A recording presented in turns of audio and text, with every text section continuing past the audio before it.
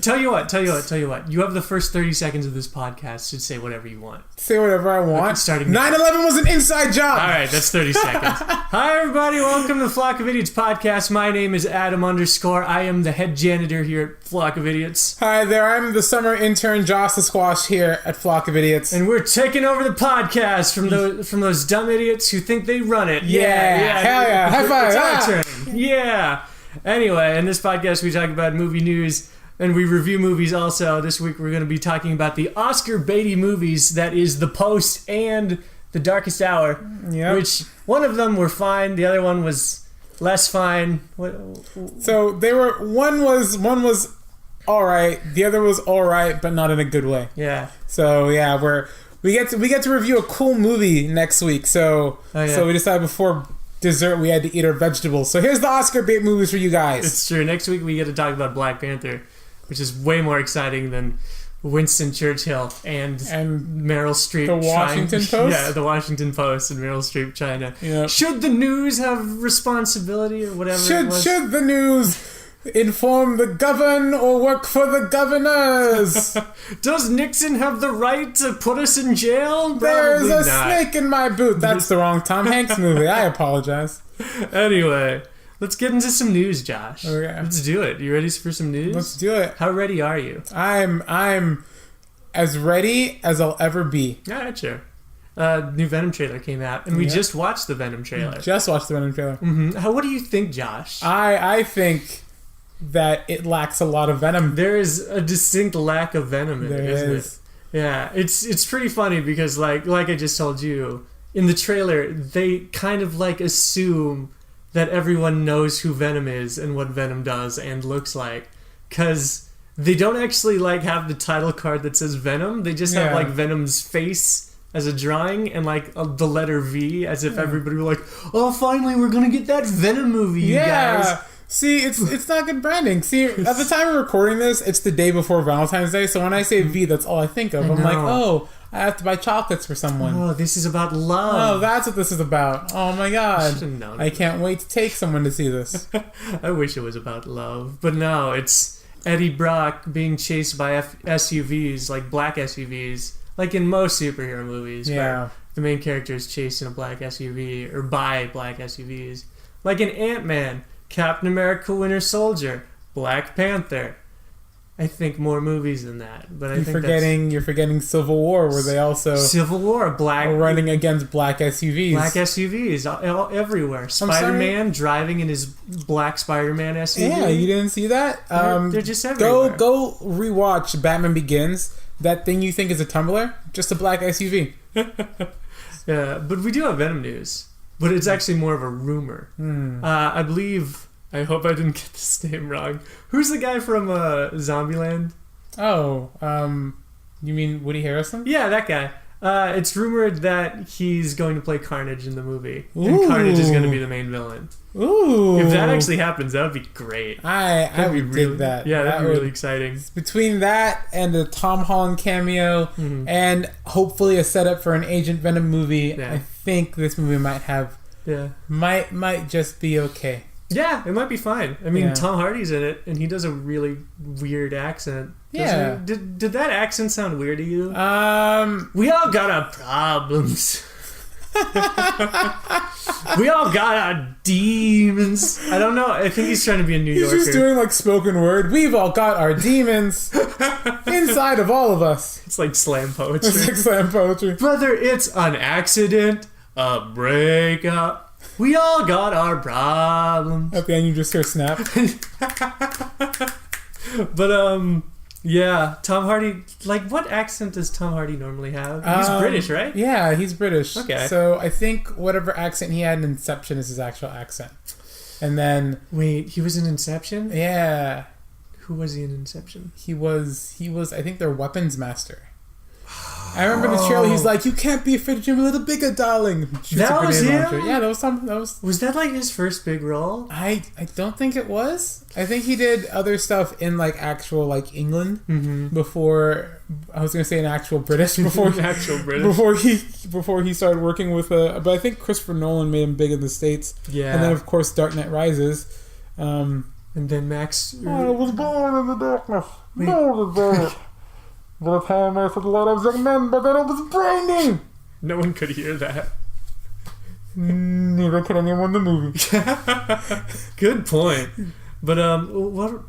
Mad Max is the one I was thinking of. Oh yeah, that's right. He was Mad Max. He's Mad Max, and he probably will never be Mad Max again, which is sad. Oh, why not? I guess they're having trouble with the sequel, and they said that it's probably never going to happen. What? Which is weird because that movie did well for literally every single thing it could have done. I don't get how hard it is to make sequels to movies that are good. Yeah, I know. It was an action-like movie, and it did great box office-wise, and it was also nominated for Oscars because it was a very good movie. I don't know, whatever. Anyway, but we're not talking about Venom, are we, Josh? Right now we're going to be talking... Mad Max. Josh, do you like Kung Fury? Ooh, I do like Kung Fury. Because I got some Kung Fury news here. Some Fury of the Kung? Yeah. Didn't anyone ever tell you? You should never hassle the hawk.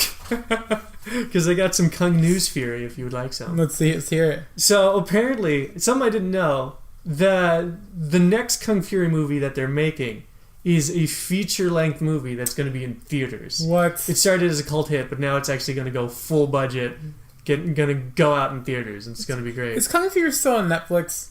I think so. It'd be weird if it wasn't. Everyone, if you haven't seen Kung Fury, go look it up on Netflix. It's only about like a half hour long, but it's hilarious. I love it. It's awesome. Yeah, and if it's not on Netflix, it's still on YouTube. Yeah. It started off as a YouTube thing, and then they got some money because Netflix was just like, we'll take it too. So Netflix is... Wait, so they're getting money through... Is it Kickstarter, or is it like crowdfunding, or... What do you mean? Like, how are they getting funded? Who's producing it? No. Oh, God, that's a great question.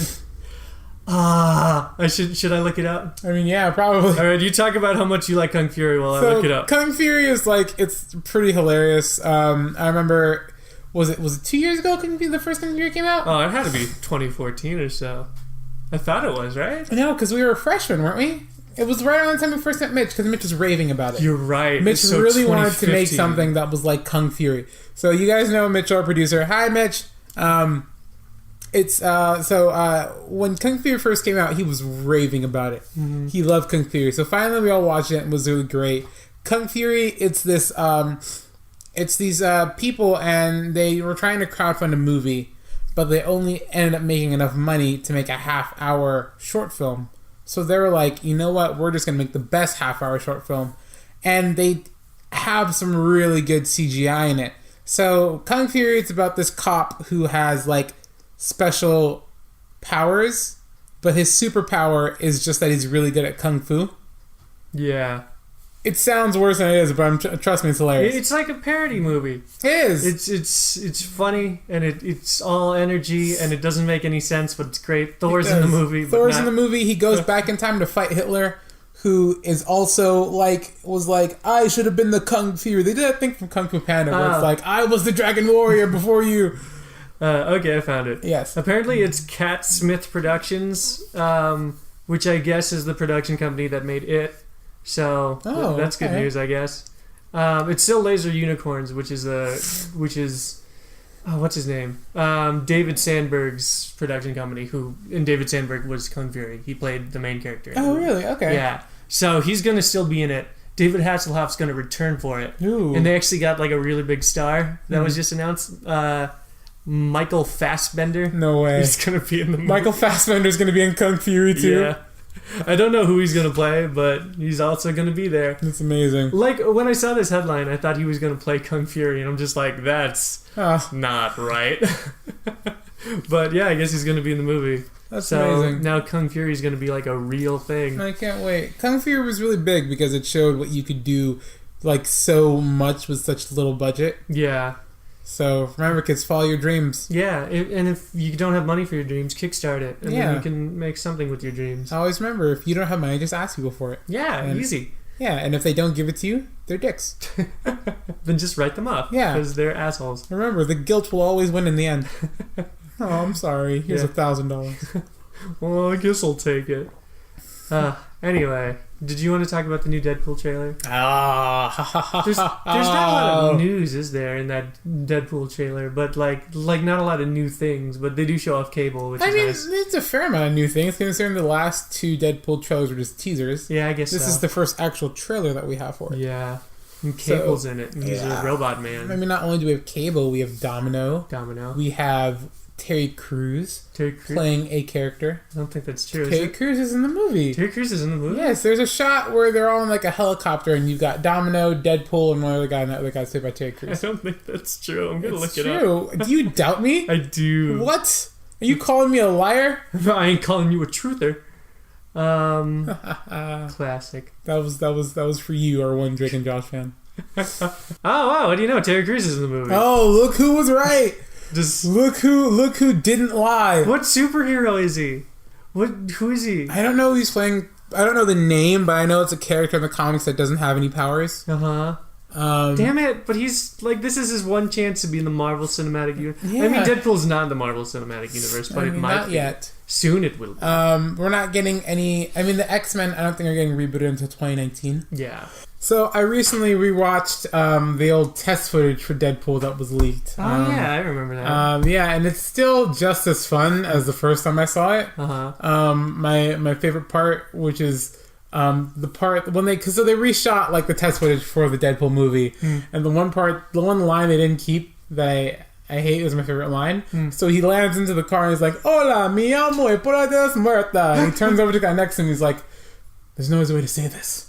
I'm pregnant, Trevor." Boom, boom, boom. And he starts beating them all up, and it's so hilarious. And then, like, he beats him up in the back seat, and then he jumps in the front seat, and he socks the guy in the front seat, and he's like, "Bitch!" And it's hilarious.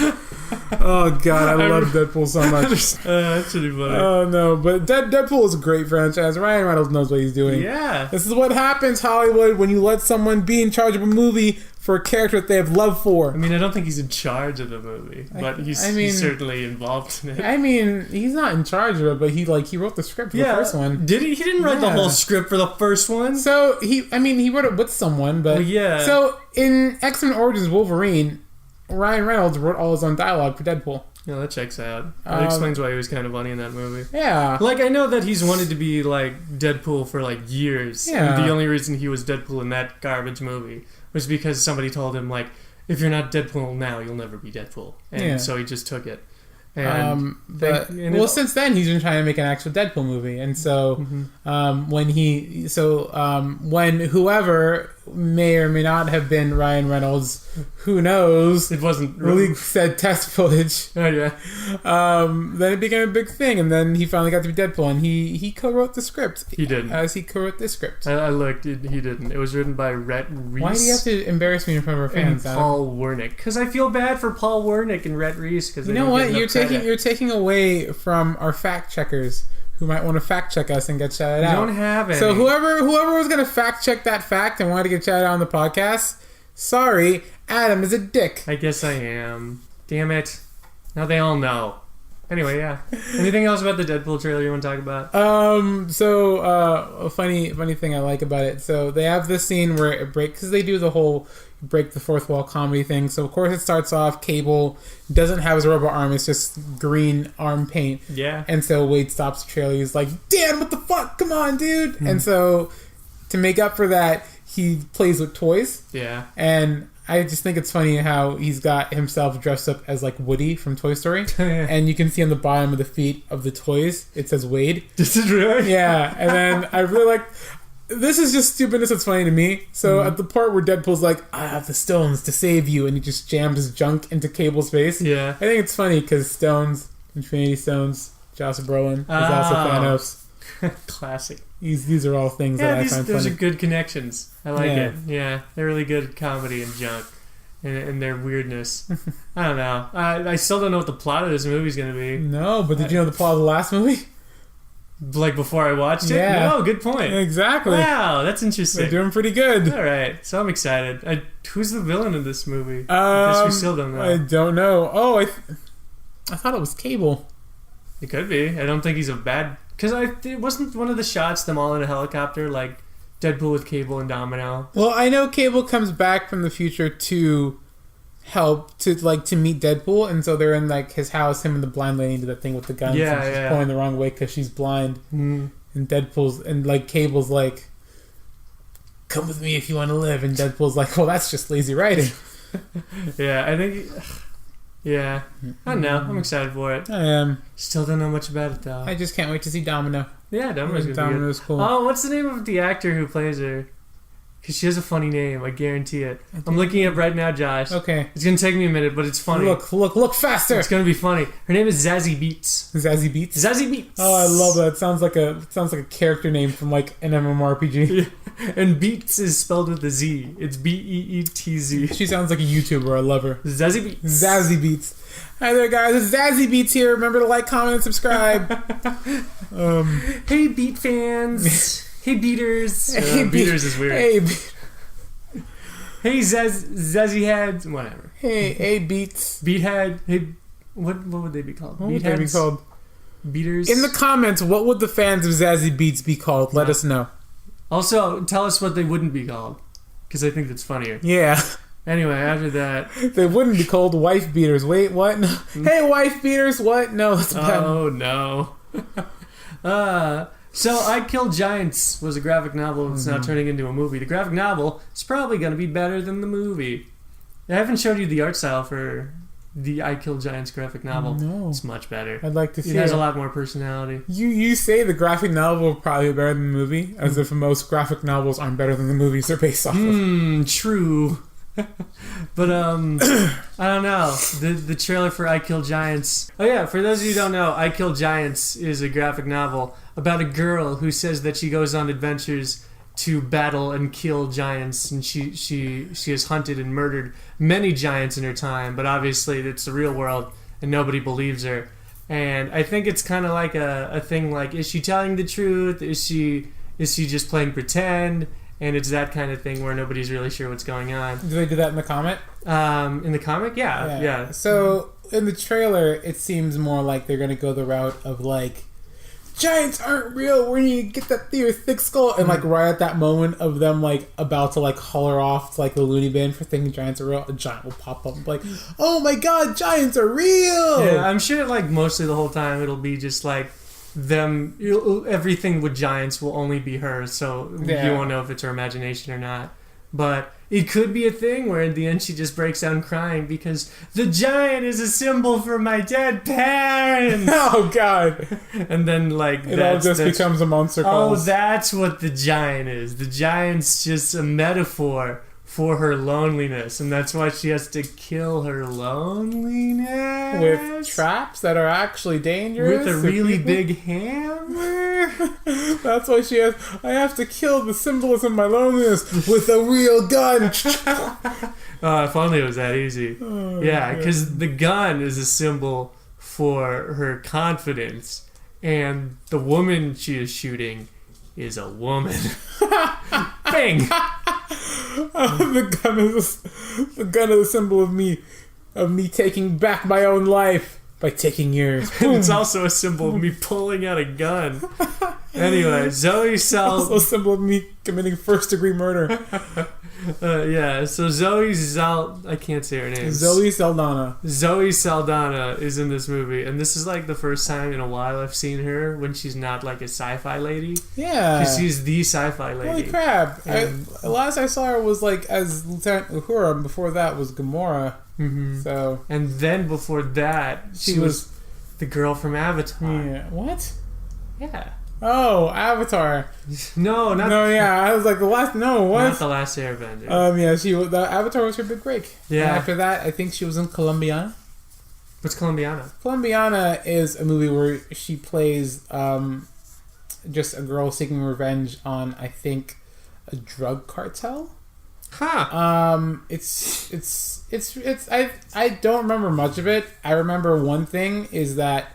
They set up very early in the movie that she has 2 dogs that she's trained to only eat raw meat, but only on a certain command. So it's like she's trained them so like they're pretty like kind of like ravenous when they want to be, but she's like stay, and they'll stay, and then she'll pull out like raw meat and she'll be like eat, but she'll say it in like Spanish to me because like Zoe Saldana is like I think Zoe Saldana is Puerto Rican. Sure. So her character was like Spanish, so she knew Spanish.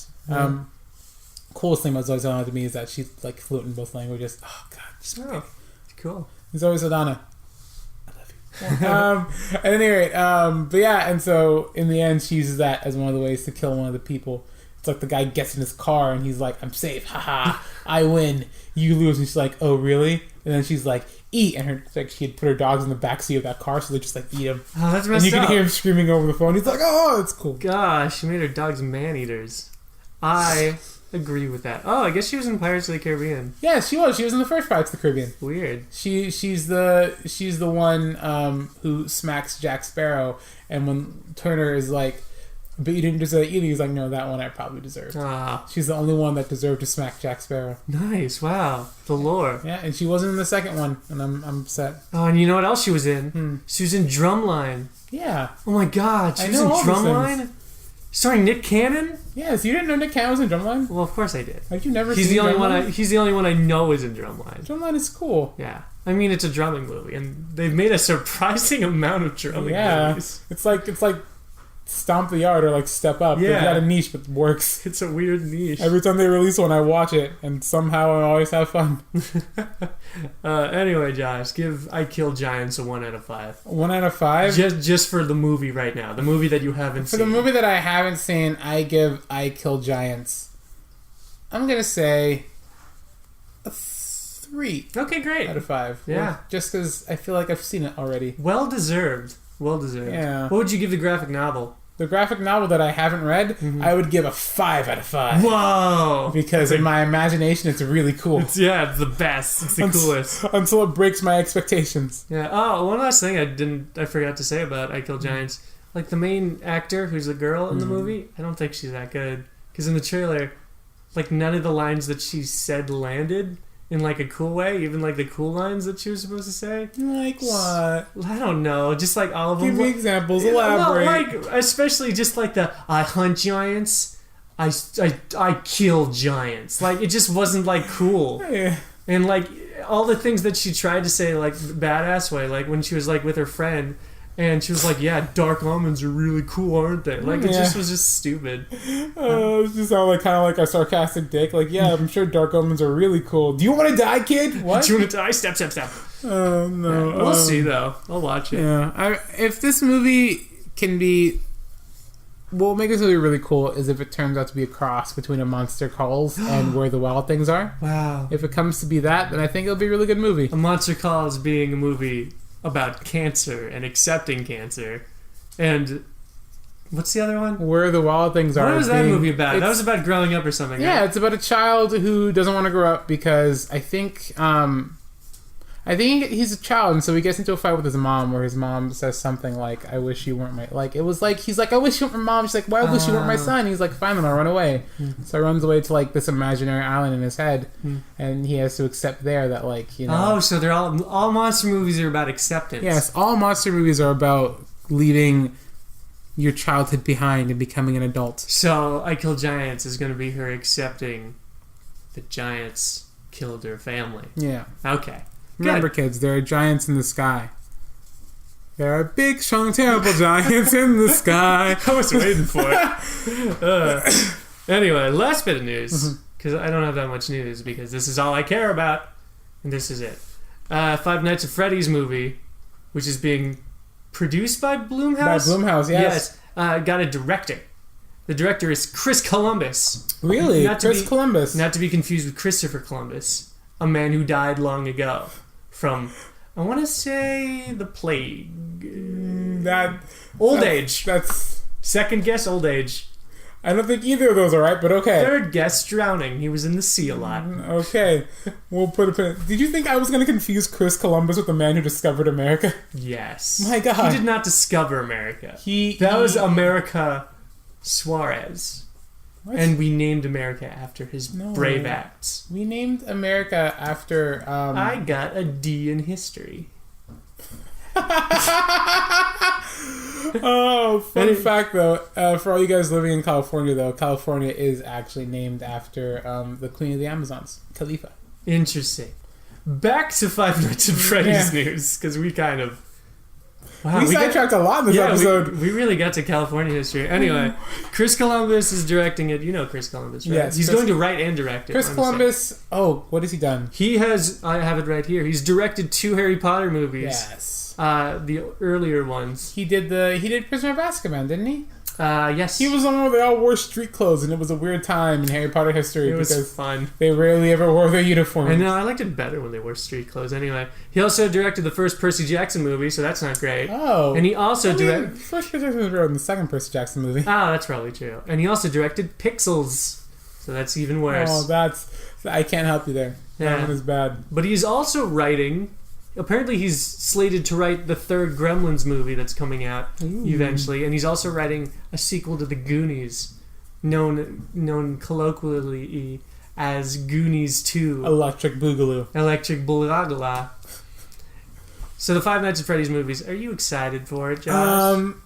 I am. Because I actually like Five Nights at Freddy's. With every fiber of my being, do I feel obligated to see that movie? Yeah, you should. I will see it. Here's the thing about Five Nights at Freddy's. So, for you guys don't know, there is a channel out there called Game Theory. I think everybody knows. His name is Matt Pat. For those of you who don't Stop plugging other YouTube channels. You know what? We need to convince these people that we're the only YouTube channel. There's no one else out there. We're the only YouTube. Don't go looking. You'll die. You'll starve out there. And if you find other YouTubers, they're lying. Their videos will give your computer cancer. We give you food and shelter. What more could you want? See, now they'll never leave. Anyway, yeah, Game Theory or whatever. So he has a whole series on FNAF, Five Nights at Freddy's. Yeah. FANF. Sure. They're about like 20 episodes, all at about 20 minutes apiece. I spent an entire day sick in bed, so I just binge watched all of his game theories on Five Nights at Freddy's. Mm-hmm. And my God, I just want it to be over, Adam. It's just so bad. I just want it to be over. God, it's gone through so many changes. Mm-hmm. The game used to be so simple. Have you ever played one of the games? I have. It scared me because I was wearing headphones. Yeah, I played 2 of the games and then I stopped playing because I got scared. But I like Five Nights at Freddy's for a completely different reason. And I don't know why anybody would ever hate that lovable franchise. It's everything right with the gaming industry, where it's created by one guy and he's an independent developer who's just trying to do his best, and he did it. He actually made like an incredible franchise that's now a movie, and he's making t-shirts and everything, and it was just his own hard work. And 4 books, people. Yeah, and 4 books also. And he also, like, people always like, because he made so many, like, year after year of these games, people criticize him that he's just doing it for the money and not for the story. And he just recently, maybe like a month or 2 ago, he released the last game in the series for free, so anyone can just play it if they want. All free? No, they're not. All of them are. You have to pay for all of them. Really? Yeah. Oh crap! But like people like accuse him, like you're just doing these for the money, and so he's just released one for free. Also, you releases a single game for free. Yeah, and the spin-off that he made, Social Location? No, the spin-off was like FNAF World. Yeah, FNAF World. People said it wasn't finished, and he felt like it was the only unfinished game he ever made. Mm-hmm. So he refunded literally anyone who got the game, and he took it off Steam, and he said he's going to finish it, and when he finishes it, he's just going to release it for free. So, good for him. I like that man, and I'm glad that he's successful. Well, I'm all in about the lore, and the lore is convoluted, to say the least. If you watch Matt Pat's theories on it, working theory of Matt Pat's is that originally the entire story of the games, because the games were supposed to end with Five Nights at Freddy's 4. Mm-hmm. It was called Five Nights at Freddy's: The Final Chapter. Mm-hmm. Originally, it was all supposed to be a dream in the mind of a child who was either dying or close to dying. Right. And that was all supposed to be a thing. And then I think Scott was like, "Oh, hey, I don't think the fans will like that, so let me make it more convoluted." And now it's all convoluted. Now I have to watch the movie because I need just one continuity. You're probably just gonna get like a bunch of people dying from monsters. It's fine. I just need one storyline that I can follow, and I don't have to keep track of 4 types of lore in my head. Yeah, and you'll get one, and it'll probably be like the book was just like a few kids who went to the abandoned like Chuck E. Cheese style restaurant, and spoopy things happened. And I guess there's like an evil company too who made the robots. And then so the thing with the book is that you had two partners. You had Henry, who didn't have a last name. You had William Afton, and William Afton is a child murderer. Mm-hmm. So if you know the purple guy from the original Five Nights at Freddy's movies, I think in the second Five Nights at Freddy's, you have the mini game where it's like give them cake. Yeah. It's the first mini game where you see the first kid get murdered by the purple man. Mm-hmm. That's supposed to be William Afton in the books. Okay. So that's the book's continuity that they go by. Sure. And he's trying to trap the souls of children into the animatronics. That's weird. He built them with the scooper thing that scoops kids. Gross. It's weird. So yeah. Also, he's Springtrap. Great. So yeah, that's the end of the news. Let's review some movies. Why not? Oh, that's right. We watched movies this weekend, didn't we? Do you want to talk about The Post first? Or do you want to talk about The Darkest Hour first? I defer to your good judgment, Captain. Let's talk about The Darkest Hour, because I like that one more. The Darkest Hour being a Winston Churchill movie that talks about the darkest hour of Winston Churchill, even though it took over the span of a few weeks. I want to say weeks. But I liked it more than The Post just because Gary Oldman did a really great performance. And I don't know, like the story that they were doing in The Darkest Hour, I just thought it was more exciting than the one in The Post. Like, I knew it was going to happen, but like the way that they told the story was still a way that was exciting, and you could tell that Churchill had like a really big decision to make that he was not 100% confident on. Yeah. And he was putting like civilian lives at stake. So here's the cool thing that they do that I realize is that if you read history, Winston Churchill was kind of known for being like more or less of an abrasive person. You know, he walks around, you know, he's got his big belly and a cigar. He almost looks like the Monopoly Man or something like that. Yeah. What this movie really makes him is the underdog. Mm-hmm. He's kind of like old, and like he has these moments where he talks kind of like this, and he's like, oh, they just want me so they can blame everything on me. This is the worst time to be the prime minister. They just want me because no one else wanted the job. Okay. And his wife's like, pull yourself up by your bootstraps and lead this country. And he's like, okay.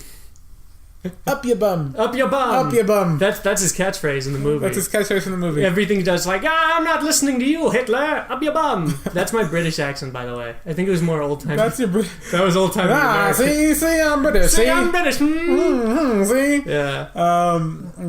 But I do agree. Gary Oldman is one of the finest actors. Man, the thing is, he just didn't look like Gary Oldman at all in this movie. Really? I didn't see it. I could see his face. I really couldn't. It just because I guess it was a fat suit. It had to be a fat suit. Yeah, like what else would it be? But he was bald, fat suit. He was very old. He was pale as hell. And it was just like, man, he really went all in, didn't he? I think they did a good job because I could see Gary Oldman, but I saw it as like, this is really like, this could be Gary Oldman in a few years if he just completely lets himself out. Yeah, that's true, huh? Like, just loses all his hair, gets fat, and like wrinkles. That could be Gary Oldman. And that could be me. Yeah. Oh my god. Lily James is in the movie. Yes. She is also one of the loves of my life, the main loves of my life. Is she? Any of you who don't know, she played Cinderella in the live-action Cinderella movie. Oh, she was in Baby Driver as Deborah. Deborah, you look like a zebra. I don't remember that from Baby Driver. That's the line from the movie. Oh, okay. Yeah, and then she's also in real life the girlfriend of Matt Smith, the 11th Doctor from the famed series Doctor Who. Wow. Doctor Who. Yeah. Doctor Who. Yeah. One of my favorite shows of all time, by the way. Yeah. And she's great in the movie. She is. She's really good. I didn't realize where I recognized her from, but I guess she's from everything. Yeah. So that's cool. She's doing some good things. I like it. Yeah, she's doing great. And the thing about these character movies, like this one and like I guess LBJ, which I haven't seen, which is Woody Harrelson. Woody Harrelson? His name is Woody Harrelson, right? Yeah. All right. I guess. Wait, Woody Harrelson play Lyndon B. Johnson? I want to say yes, and I'm almost sure that's correct. But I'm going to check, not because I think I'm wrong, but because I want to prove you wrong, and not because I doubt myself, which I might, but I don't. Anyway, the thing about these character movies is that, like, you have one actor in the movie who has researched a real-life person to every single end of what he does, every single mannerism that he makes, every weird quirk he's ever, like, been, like, known for. And you have him like giving it his all at every single movement that he does. And you have every other actor in the movie just playing a person. So it's really weird in the sense that you have like one cartoon character who's a hyper exaggeration of a person, and everyone else being a normal human. It's weird to see. I don't really see that. I did. Because, I mean, if you think about it, they're all playing real people. Like, they didn't just, like, make up those people for the movie. You just got the one character, and they're like, you need to go really in on this character. And it pays off, because Gary Oldman has been nominated for Best Actor. It's true, he was. And I think he deserves it. Oh, yeah, I think he'll win. I hope he'll win. Yeah, and he does a really good job as the character. I think my favorite moment is, so the whole reference to Up Ya Bum is there's this part in the movie where he's reading a newspaper, and he reads the newspaper in America. Eisenhower has the whole V for victory thing. You guys know you hold like a peace sign, it's a V for victory. And so he's walking out of his house, and he's a little old man, doesn't really know much about stuff, and he's like kind of like naive. Mm-hmm. And so the photographer's taking pictures of him, and he's like, oh, I'll do V for victory, and he flashes them V for victory. But he does it the wrong way. And so culturally, when you do it the opposite way, instead of meaning V for victory, it means up ya bum. And so when Lily James, who plays his secretary, tells him about it, he laughs like the hardest like anyone could ever laugh. And they share this really like nice moment where they're just laughing at his own stupidity. Yeah. It's very good. And then they have a really... And so my issue with this movie, though, is that we saw it on like very late at night. I was tired. Mitch came with us. Mitch was dead. Mm-hmm. And that's not the right time to see a movie like this. It is full of great speeches and great moments by Gary Oldman. Fuck if I can remember any of them. Yeah, I know. I remember the last one, but I actually was pretty enthralled throughout the whole movie. Like, I wasn't that tired. So, I mean, I probably wasn't as tired as you, so I kind of like paid more attention during it. Yeah. But I thought it was good enough to hold my attention, which is something, really especially good. At like 10:30 at night. Yeah. Or later than that, probably. Like, I thought it was really good. I think we got out of the movie at like almost 1, didn't we? Yeah, we probably did. Yeah. As an actor, I can appreciate great acting, and Gary Oldman, all the acting in the movie was superb. Yeah. Also, God, I want to say, it's so weird that this movie kind of played off Dunkirk, which also released in the same year, because it talks a lot about Dunkirk, like the event in the movie, but it shows literally none of it. And the movie Dunkirk talks about like the politics and everything happening at home, but they don't show any of that in their movie. So you could weave them together in a way to make a super cut of England during World War II, and it'd be like fucking 5 hours long. And it's so weird that they like never like stepped on each other's toes in that sense. When it comes on Blu-ray, you won't be able to buy them separately. Yeah. They'll only be together as a box set for like twice the price, and that's been their evil plan the entire time. Yeah. You'll look up and be like, I didn't know Disney owned both these movies. What? Yeah, because it's just so weird that like there was no Churchill in Dunkirk, but they never showed anything actually happening in Dunkirk in The Darkest Hour. So it's like they planned it. It's like Christopher Nolan and whoever directed The Darkest Hour made a pact to not step on each other's toes to increase profit margins. It's like they called each other and like, hey, want to be cool? Yeah, be cool, man. Yeah, hey, be cool, man. Yeah, we'd be cool. We'd be cool. Disrespecting me, bro? I got mad respect for you, bro. I ain't disrespecting you, bro. Alright, bro. That's what I thought, bro. Got respect for you, bro. Got mad love for you, bro. Got mad. Yeah, I tried to do it. Then I stepped on my tongue, so I stopped. I was just like, man. Anyway, Josh, give this movie a rating. I have a rating. So my rating for this movie is, if you're cramming for a World War II history test, plop it in. Yeah. If you want to see some great acting by Winston Churchill, playing Gary Oldman, playing Winston Churchill. Mm-hmm. Bet you didn't know that. There are layers. Wow. If you want to see some great speeches and great moments by Gary Oldman, who's an amazing, great actor. If you're an actor yourself, I recommend this movie. It's great. However, if you're going to this movie with just like the slightest like bit of like non-conviction, if there's any part of you that wavers, you have to have an iron will to watch this movie, because if not, you will fall asleep. It's true.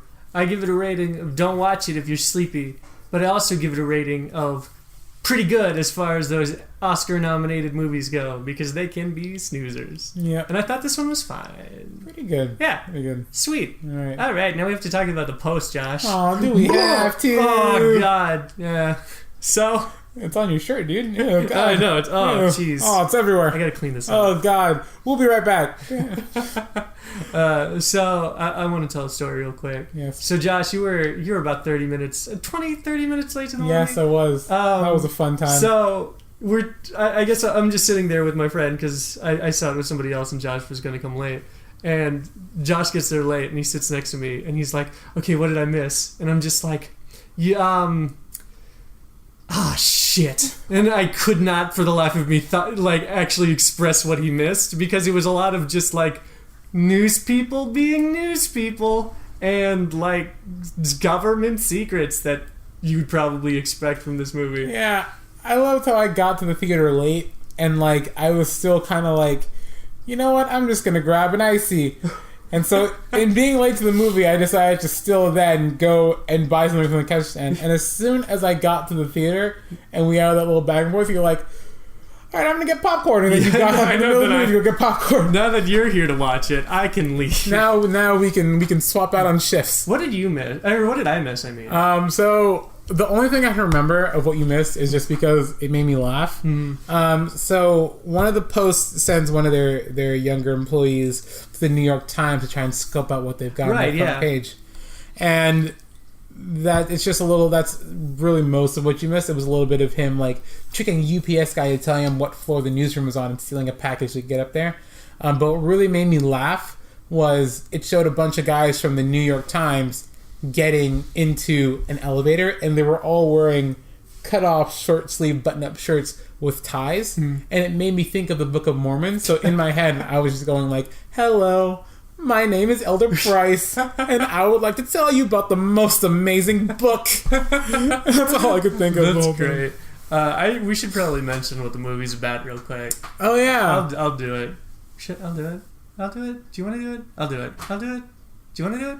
I'll do it. If you don't want to do it, I'll do it. I'll do it. So, do you want to do it? No, you I'll can do it if you fine. have to. Okay, it's fine. So, point is, during the Vietnam War, there are a lot of government secrets that were leaked. The New York Times posts a lot of them, and Nixon sues the New York Times for posting government secrets. And then the Washington Post gets even more secrets. And they're like, but if we post these secrets, we're going to go to jail. And the whole thing is like Meryl Streep, who is the owner of the Post, deciding whether or not to risk her company for the truth. And it's got Tom Hanks in it. Yeah, Tom Hanks is the like editor-in-chief of the Washington Post, and he's like, you need to post these secrets. And Meryl Streep's just like, but my company, and that's the movie. Yeah. Was that a good summary? I mean, it was actually pretty accurate to me. Okay. Did I miss anything? I think I don't. Nothing important. Yeah, I think that was mostly it. The government secrets included the fact that most of the presidents who were in office during the Vietnam War knew that it was a no-win situation. What? You're telling me we didn't win Vietnam? Anyway.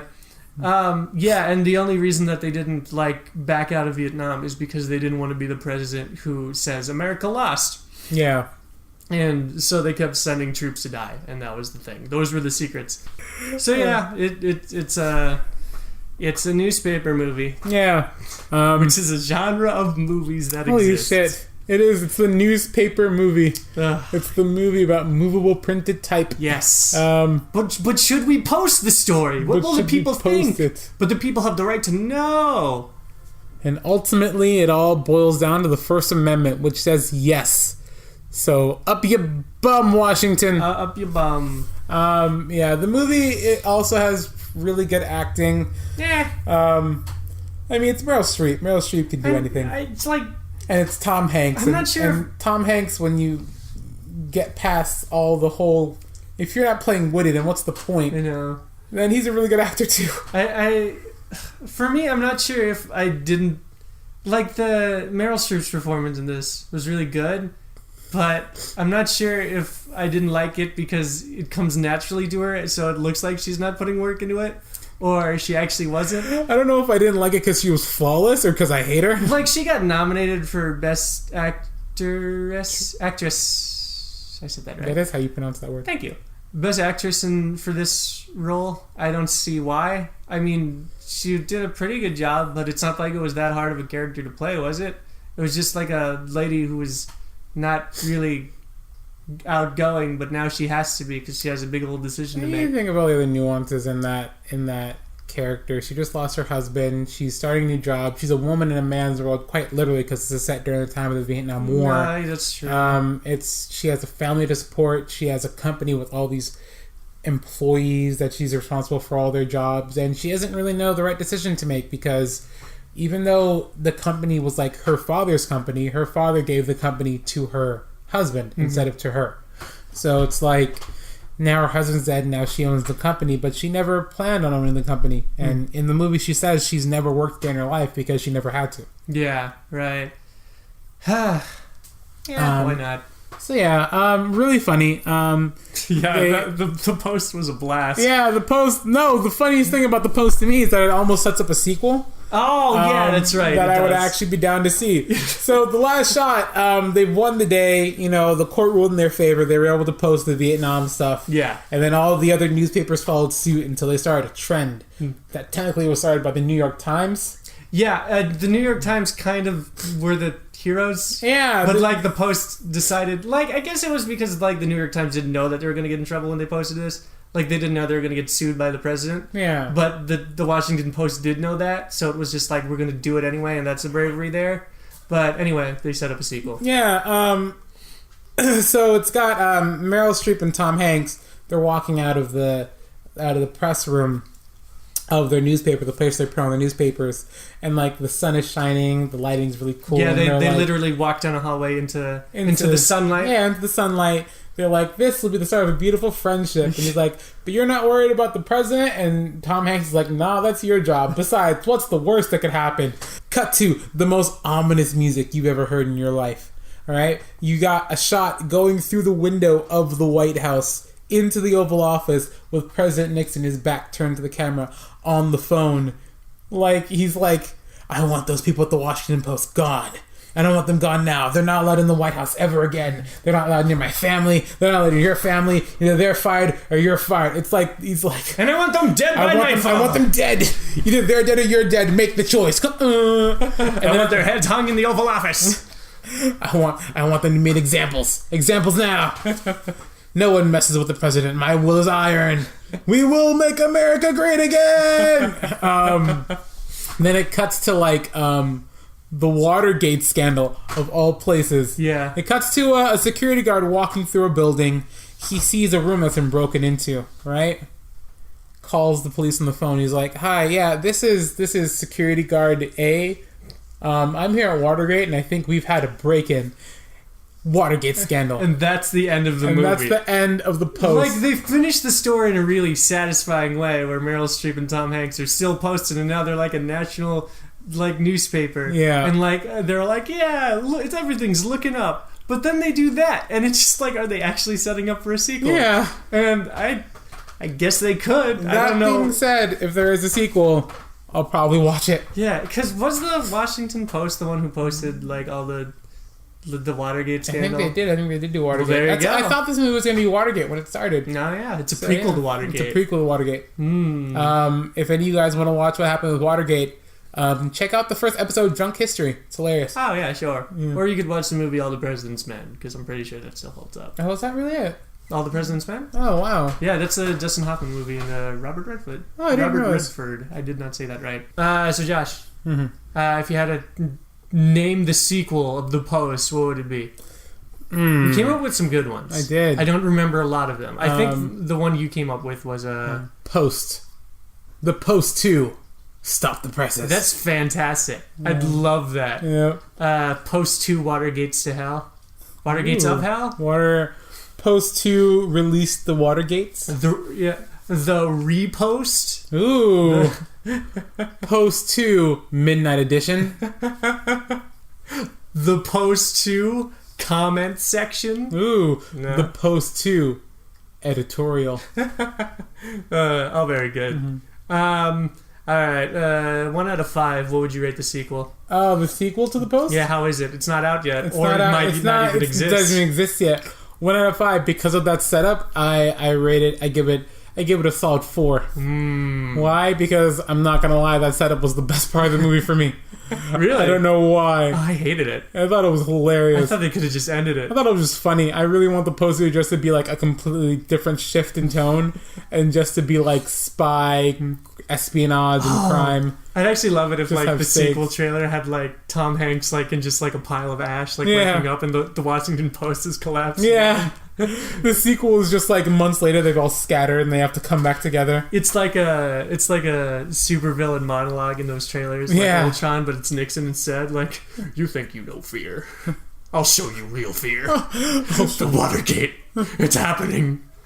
Nixon was not a good president. No, he wasn't. What would you rate the actual movie? The actual movie, I give it I give it a 3 out of 5, I guess. Which is really weird for something that's supposed to be Best Picture. Yeah, give it like a weird rating. A weird rating? Like a word. So rating. my weird rating is the movie was alright. It wasn't as good as like The Darkest Hour for me, even though somehow I was much more awake during that movie and I didn't find myself like struggling to figure out what was going on. Maybe that's part of the problem. The acting is, well, good. It's not nearly as good as like Gary Oldman's performance. Sure.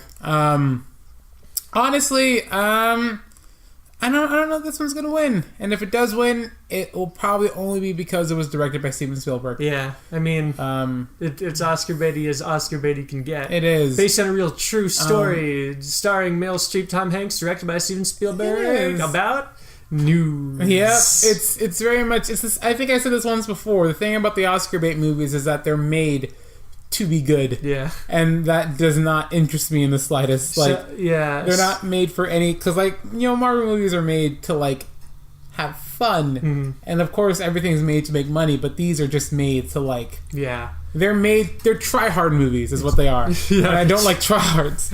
Yeah. So I'm gonna give it a rating of if you've never honest to God have seen a newspaper movie before, watch this one because they're all very similar. Spotlight was probably better than this one, but I don't know. The genre of newspaper movies and like, should we post this story? It will change the world is a real genre that always seems to keep coming back. Yeah. You really don't need to see this movie. It's not special in like any form. I think the only special movie right now that's in the actual like category for best film is Get Out. Yeah, probably. I've heard good things about Dunkirk. I haven't seen either of them, but like Get Out is the only movie I really care to want to see. Wow, I've seen most of the Best Picture movies. Have you really? The only ones I haven't seen is 3 billboards. Three billboards advertising tourism in Mississippi. Yeah. Call Me By Your Name and and Phantom Thread. And I don't think I can ever push myself far enough to see Phantom Thread. What is Phantom Thread? It's a Daniel Day-Lewis movie. Oh God. Where he's I honestly God don't know. It's his last Daniel Day-Lewis movie. Yes. Since his last Daniel Day-Lewis movie. I don't know what it is about. I really don't think I could push myself to see it. I want to see less of a Daniel Day-Lewis movie and more of a movie about what causes Daniel Day-Lewis to choose the roles that he chooses. I'd like to see a biopic of Daniel Day-Lewis. That'd be interesting, right? I just want that movie and like for like in between Lincoln and this movie for him to be like, I just want to be out. But they keep pulling me back in. Snatch a script from hand, reads, I'll do it. I've mastered the character. Yeah, but he walks into a room, cut to another scene. What's he been doing? He's been in there for hours. I don't know. Just walks out of the room. He is Abraham Lincoln. Oh my God! How'd you grow a top hat? Oh my God! The method is real. Maybe in like the coming weeks or so, if I really have nothing to do and I just want to sit in the theater and kind of half pay attention, like I might go see it. Yeah. Like maybe if I just want to be on my phone while something's playing in a theater, I'll probably see it. Maybe if I just want to like get some work done and I really need something that will just not distract me. I'd rather see Call Me By Your Name because I don't know anything about that movie. I actually kind of want to see Call Me By Your Name because it's shot in Italy. I hear it has great great camera shots. Sure. It's really good visually, is what I hear. But I think this is just a thing about me in Oscar movies, Oscar bait movies. I guess is I kind of have the same problem with like Moonlight as I do with these movies. Yeah. Which is, don't get me wrong, Moonlight is a really good film. I really like it. The acting is amazing. The story is one that you don't see every day. For those of you guys who don't know the story of Moonlight, it's about this. Basically, it has to do with homosexuality within the African American community, and that's as far as I can get into without getting super spoily. But it's a very good movie. It's got what's his name from Luke Cage? I used to know his name. I used to know his name. I will look it up. Hold on, everyone. I'll talk about Moonlight while you're doing it. Yeah, I have not seen Moonlight. You haven't seen Moonlight? No. I just remember we were in a... I forget where, but you described to me every single scene of Moonlight, and you told me the entire story bit by bit of Moonlight. So I feel like I've seen the movie. Oh. Yeah. What happens?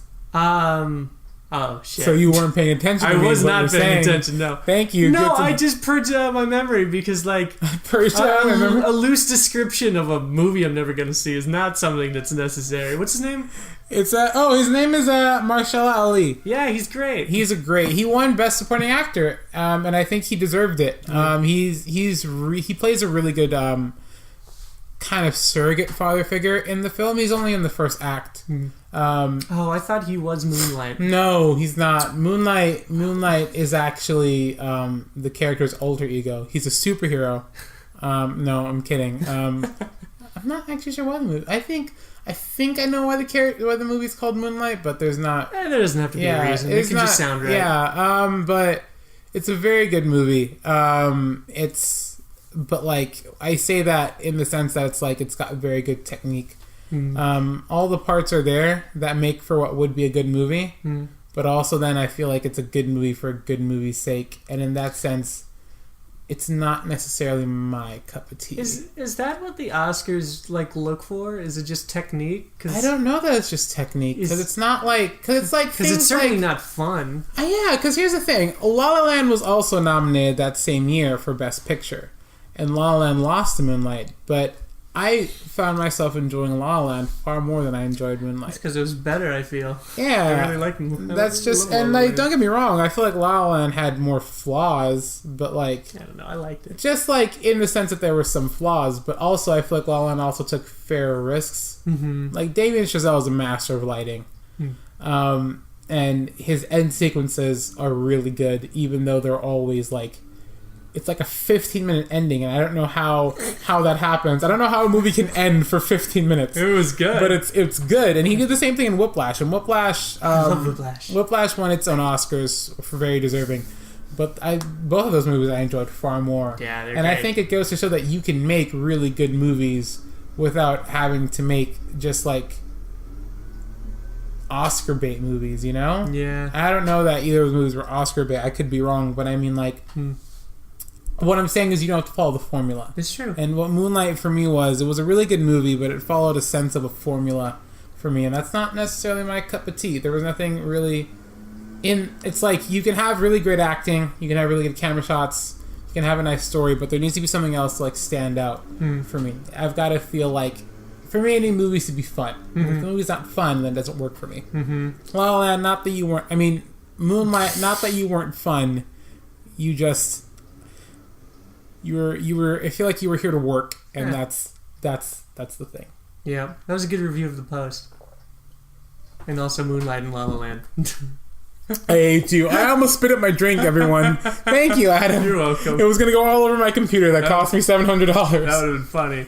Anyway, yeah. So I guess now we have some good insight on what the Oscars are. Yeah. 'Cause the thing I like the most about Oscars is being at least knowing stuff about the categories where I'm I want that person to win, even though they don't. But that's the only thing I like.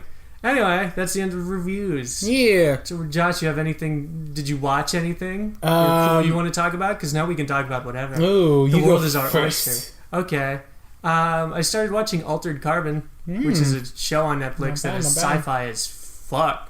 It is the most sci-fi show I've ever seen. Because it's got so many words for things that are futuristic that I don't know the meaning of, but they just say them like they're normal. I'm 2 episodes into it because I'm a slow guy, and it's not amazing. It's just like a lot of... I'm sure they're setting up for something, but I don't really have a good grasp on it. The idea behind it's pretty interesting, where in the future we've evolved... Well, we haven't really evolved, but like science has taken away the human experience from the physical form, where you can, when you're born, your entire consciousness is put into a stack, which is a very small disc that replaces one of your spinal columns, and that's your entire consciousness is uploaded to that stack. So if your body is shot or mangled or whatever, but your stack is in place, they can take out your stack and put it in a new human body called a sleeve, so you can live much longer than you normally would. So weird. So can people... So death of old age is not a thing. Of old age, no. I guess something that they mentioned is that like there's still like some kind of deterioration if you keep re-sleeving, which is just if you keep putting your stack in different bodies. But the really rich got past that, so they can live forever. So really rich people, forever. Other people, not so much. Do sleeves cost money? Is there like a thing? Yeah, I think there's like a shortage of them in the show, because they mentioned that like if you have to re-sleeve, you get what you get, and you don't have much choice in it. Like there was a girl who died in a car accident, and she was like 8 years old, and they put her in an old woman body because that's all they had. Really? So, yeah, it's pretty shitty. That's what I was just thinking about. Yeah. So now you have like babies and like full grown adult bodies? Yeah, it happened, yeah. But do they act like babies still? Yeah, I mean, yeah, they're still So kids. weird. Yeah. So what happens if you were a woman and now you're put into a man's body? That also happened. It's called cross-sleeving. Really? Yeah, I mean, yeah, it happens. Does anything change, or do you stay the way you are? It's mostly your personality stays the same, but now you got different bits on a little bit. Yeah, that's weird though. You have to think your whole life. Like, and it's one thing, like, if you don't identify as a man, but now you're a man, you know? Yeah, it's a whole thing. It's weird. There's a bit where the main character, whose name is... Anyway, he's trying to get information out of a lady because it's a whole detective thing. The whole show is like a whodunit, basically, and he's the detective. He's trying to get information out of a girl, and he pretends to be her friend's mother who died and got put into a guy. Holy shit. So, like, where can you tell me anything about Jessica? No, I don't know you, man. And he's just like, I am Jessica's mother. And he just pretends to be her mom. And that worked? Yeah, and it worked. And he's just like, I'm cross-sleeved, but I'm still her mom. And I do anything for my girl. So this is weird for me, but I gotta do it because she's my daughter. Just like all half not into it, just like that's right. I am mother. I am Jessica's mom. I'm so glad you only ever knew me as something else except Jessica's mom. Yeah, but yeah, I'm probably gonna keep watching it. I'm interested to see where it goes. Yeah. Other than that, I've been actually I caught up on a lot of the comics. I caught up on Champions. Champions did a crossover with Avengers. I hated it. I don't like crossover comics. I think they're annoying. Why? Because it's always just like, now I don't, it's not the best of both comics. It's just that now I have to deal with the other comic shit while I can't read the one that I like. Because now because I really love the Champions. The Champions is just like a bunch of Marvel superheroes who are kids, and they're all fun. They're having a good time saving the world and shit. So it's like Spider-Man, Nova, Miss Marvel, the Vision's daughter, the new Hulk, who's That Spider-Man was in the Avengers now. No, there are 2 Spider-Man. I mean, Miles Morales is Spider-Man. Oh, okay. Wait, they're both in the same universe now? Yeah. What? They got all pulled together. It was a whole thing. I don't know the specifics of it. Anyway. Oh, that's right. That's why he's going by Spidey now, isn't he? No, he goes by Spider-Man. Really? Yeah. And isn't he supposed to start going by Spidey? No. Well, because I hear it's not a good, like, it's going to be like Spy -E or something like that. Spied E? Yeah. That's or like weird. Spy -DE. I wonder if that's true. D. Spider-Man is the one that I'm reading. Miles Morales' Spider-Man. His comic is one that I'm reading. I didn't catch up on yet. That could be true. That'd be gross. Like, I mean, like, we got a new Spider-Man, and everybody's happy because he's new and fresh, and we like him, but now he's not Spider-Man anymore. It's exactly what they did with Captain America, where they made Falcon Captain America, and he had a whole story arc where he wasn't sure if he could live up to the legacy, so he stopped being Captain America, and then he started being Captain America again, and then he's no longer Captain America, even though he worked really hard for it. It's shitty and lame. Anyway, comics are fun. Archie's good. I think I caught up on Archie. It's always nice. High five. Yeah. And I don't know. I think that's it. Okay. What else did I watch? Nothing. Nothing. That's it. My notes here say nothing. It says nothing. No. Nothing but comics. Oh God, I didn't do much this week. There was God, I did not do much. Yeah, that's fine. What have I done? I don't know. I'm losing time, Adam. That's the end. God, I'm serious. I'm trying to think. There was work. There was more work. Mm-hmm. Oh Jesus, I really haven't done anything. Oh, I know I didn't do anything. Yeah. I live a boring life. Sorry, sadness. kids. That's fine. Yeah. Who cares? I got nothing for you. Yeah, whatever. I'm going to Disneyland on Friday. Anyone watching this podcast on Thursday? Did you say that last week? No. Didn't you? I thought you did. You invited people to Disneyland last week. Oh, I did, huh? Yeah, I thought you were going last Friday. That's No, weird. I'm going this Friday. How fun. So yeah, any of you guys who hear this on Thursday and want to go down and meet at Disneyland, hit me up. I'll be there on the 16th. Do it. Yep. Do it. Yeah. Mm-hmm. And if you guys aren't going to Disneyland, neither am I, so high five. Yeah. So hit Adam up and you guys can hang out for the whole day. What's that, Adam? You want to hang out with all these random people? I don't want to do that. I don't like them. What's that party at Adam's house? He lives at 1-2 things. What else? Is that it? Are we good? I think that was good. Yeah. That was a solid hour or so. Probably good. Yeah. All right. So next week, I actually know what movie we're going to review. Yep. Finally, for once in my goddamn life. So next week, we're going to be reviewing Black Panther, which is the only movie I've been excited for a while. Yeah. I've been so excited for it. So look out for that. Also, more movie news. Who knows what could happen in the week that we're going to talk about.